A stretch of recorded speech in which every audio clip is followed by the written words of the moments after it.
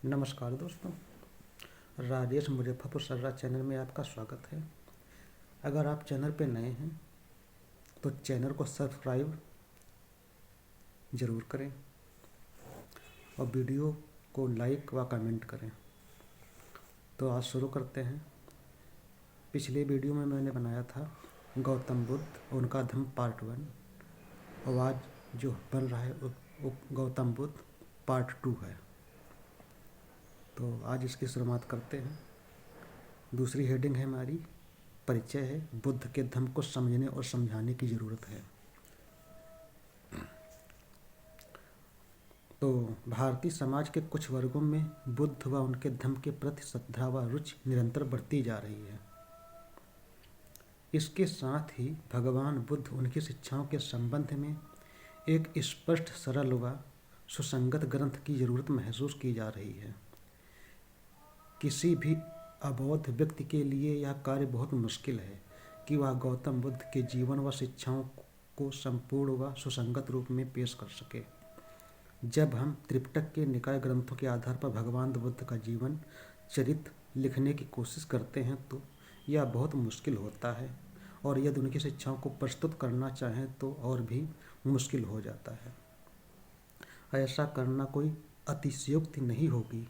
संसार के अन्य धर्म संप्रदाय के संस्थानों की तुलना में बुद्ध धर्म के मार्गदाता गौतम बुद्ध के जीवन दर्शन को प्रस्तुत करना कई ऐसे उलझने व समस्याएं पैदा करना है जिनका समाधान बहुत मुश्किल है। लेकिन अब यह समय की मांग है कि ऐसी समस्याओं का समाधान किया जाए और बुद्ध व उनके धम्म को समझने समझाने के मार्ग को साफ किया जाए। अब समय आ गया है कि तथागत बुद्ध के अनुयायी उन समस्याओं, मुश्किलों पर खुले मन से विचार विमर्श करें और समाधान का प्रयास करें। इन समस्याओं पर चर्चा व विचार विमर्श के लिए मैं उनका उल्लेख यहाँ कर रहा हूँ। पहली समस्या भगवान बुद्ध के जीवन की प्रमुख घटनाएं परिव्रज्य गृह त्याग के संबंध में है। पुरानी मान्यता के अनुसार सिद्धार्थ ने परिव्रज्य इसलिए ग्रहण की क्योंकि उन्होंने एक वृद्ध पुरुष, एक रोगी व्यक्ति और एक मुर्दे की लाश को देखा था। साफ कि यह कारण बेतुका है, गले उतरना वाला नहीं है। जिस समय सिद्धार्थ ने परिव्रज्य ली थी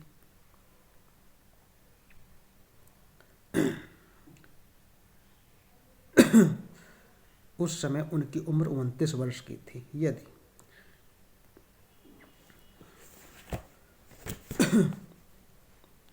उन तीनों दृश्यों को देखकर गृह त्याग किया तो यह कैसे हो सकता है कि 29 वर्ष की उम्र तक उन्होंने किसी वृद्ध, रोगी या मृत व्यक्ति को पहले कभी देखा ही ना हो।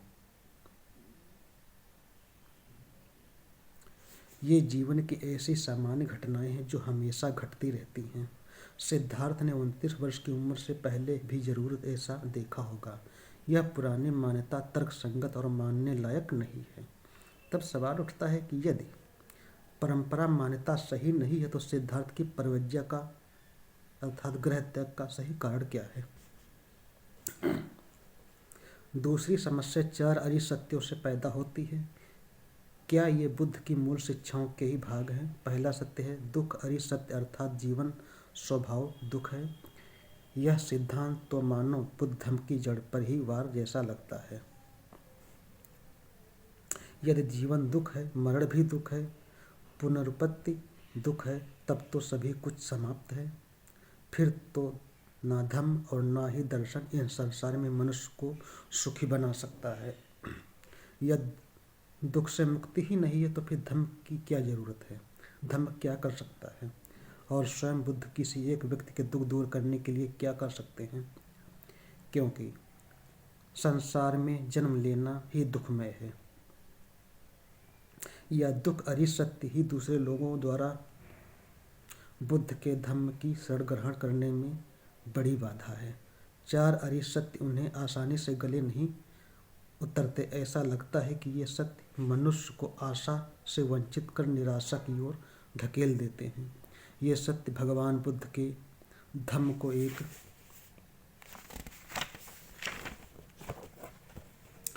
निराशावादी, दुखदायी धम्म बना देते हैं।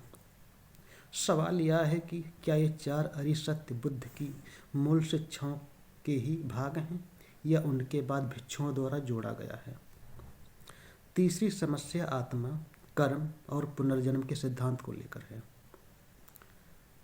भगवान बुद्ध ने आत्मा के अस्तित्व को इनकार किया है, लेकिन कर्म व पुनर्जन्म के सिद्धांत का समर्थन किया है। सवाल उठता है कि जब आत्मा ही नहीं तो कर्म कैसा, आत्मा ही नहीं तो पुनर्जन्म कैसा। ये सचमुच चकरा देने वाले टेढ़े सवाल हैं। भगवान बुद्ध ने कर्म व पुनर्जन्म के सिद्धांत का समर्थन जरूर किया, लेकिन इन शब्दों का विशेष अलग किन अर्थों में प्रयोग किया है जिनका अर्थ उन अर्थों से बिल्कुल अलग है जो भगवान बुद्ध के समय से ब्राह्मण इन शब्दों का प्रयोग करते थे। फिर सवाल पैदा होता कि इस शब्दों के अर्थों के प्रयोग में बुद्ध और ब्राह्मण जनों के बीच क्या फर्क था, या दोनों में कोई फर्क नहीं था। यदि ऐसा है तो क्या आत्मा के अस्तित्व को नकारने और कर्म पुनर्जन्म के सिद्धांत को मानने में भारी विरोधाभास नहीं है। चौथी समस्या भिक्षु को ही लेकर है। भगवान बुद्ध ने भिक्षु संघ की स्थापना किस उद्देश्य से की थी? क्या उनका उद्देश्य एक परिपूर्ण आदर्श मनुष्य का निर्माण मात्र था, या उनका उद्देश्य ऐसा समाज सेवकों को तैयार करना था जो लोगों की सेवा में उनके मित्र, मार्गदर्शक तथा दार्शनिक के रूप में एक साथ हों? यह एक महत्वपूर्ण सवाल है जिस समय बुद्ध के धम्म का भविष्य निर्भर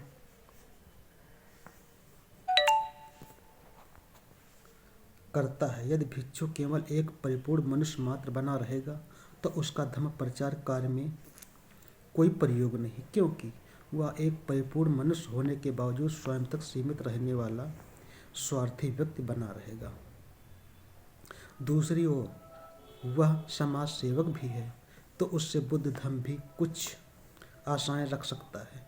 इस सवाल पर धम्म के सिद्धांत में सिर्फ सैद्धांतिक अनुरूपता बैठने की लिए नहीं बल्कि भावी बुद्ध धम्म के हित में गंभीरता से विचार किया जाना चाहिए।